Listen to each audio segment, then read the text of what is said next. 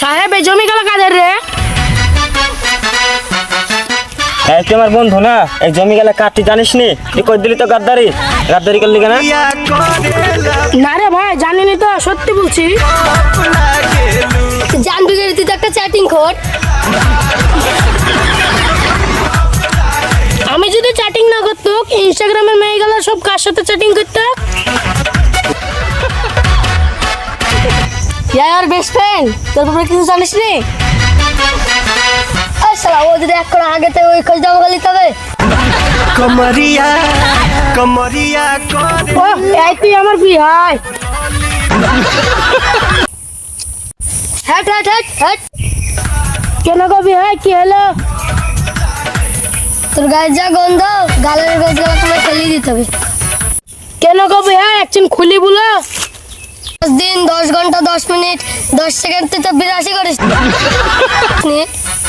আপনি কিন্তু গাদ্দারি করে দিলেন ভাই আমার সাথে।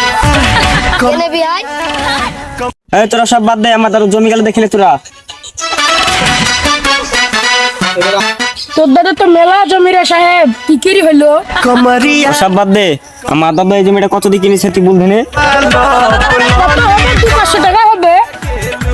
কত বললি? 400 টাকা? ঘুর ঘুর ঘুর 400 টাকা বলে শালা।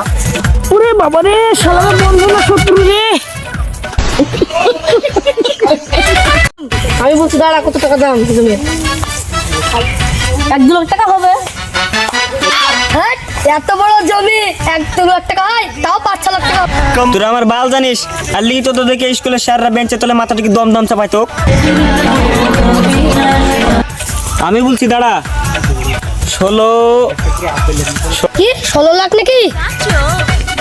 থাক পাগলা, 16 টাকা 5 আনা। তোর দাদা জমি গেল কি কি রে ভগি নিল সাহেব? ভুল তাহলে। তোরা শুনবি, দাঁড়া, ঘুর ঘুর ঘুর ঘুর।